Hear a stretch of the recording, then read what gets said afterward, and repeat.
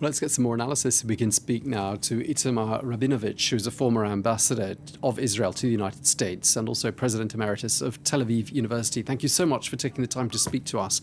Do you think these protests will achieve their desired outcome and put a stop to this judicial reform?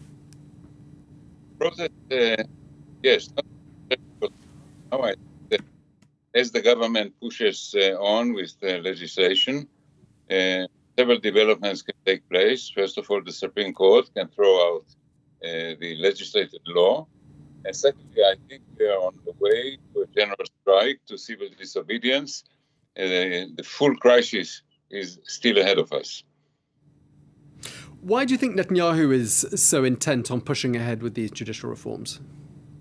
Because he wants to remain prime minister. He built a coalition with very radical right-wingers. And there is a strong right wing inside his own party, and he's afraid that if he decides to freeze the legislation, he will lose his government, and he's determined to remain prime minister. And he keeps maneuvering between his allies, the protest movement, the President of the United States, the reservists in the IDF. So he's in a permanent state of some suggest there's an element of self-interest here.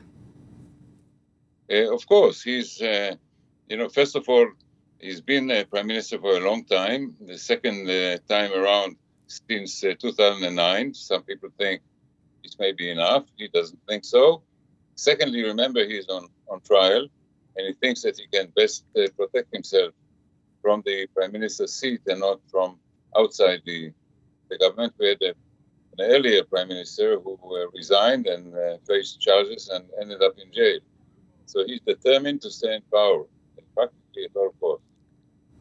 Okay, and so without these judicial reforms, there's a good chance, isn't there, that the law would catch up with him more easily, and his not just his political career, but also his freedom would be would come to an end. He could find himself behind bars, couldn't he? He could make a plea bargain any day, but at the price of leaving power. He cannot make a plea bargain and remain in power.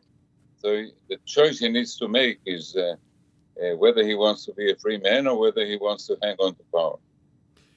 Is public opinion shifting at all with regards to these reforms? Would you say that either side has decided, has been won over, or perhaps another side has become less excited by the prospect of judicial reform? What's public opinion been doing there? Public opinion is, the country is split. I mean, there's about a half that supports the government and about a half that opposes the government. I think that the part that opposes the government, the protest, is far more determined, better organized, and more effective. And how significant is it, do you think, that military reservists have today been showing their opposition to this judicial reform? It's not just reservists. I have to draw it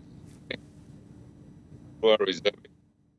For them, service is mandatory, and people who volunteer to remain in reserve service beyond the age of retirement. These are the numbers are not very large, but they're in very crucial positions in the Air Force, fighting pilots, fighter pilots, intelligence people.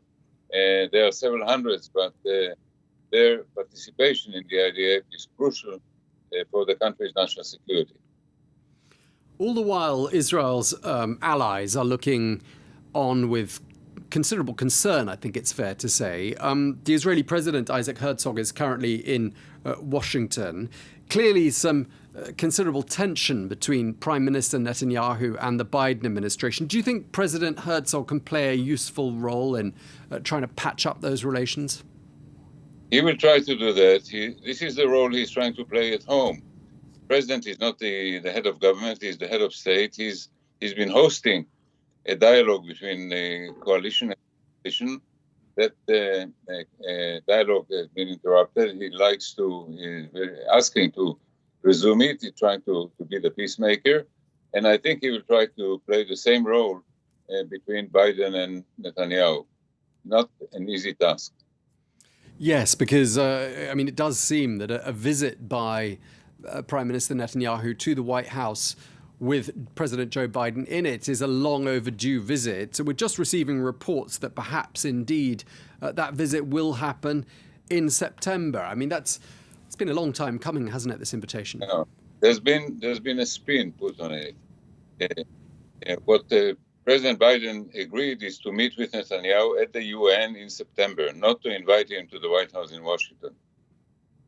Okay, so let's find out what the extent of the invitation is. Thank you very much for taking the time to speak to us, Itamar Rabinovich, former ambassador of Israel to the US. Thank you very much indeed.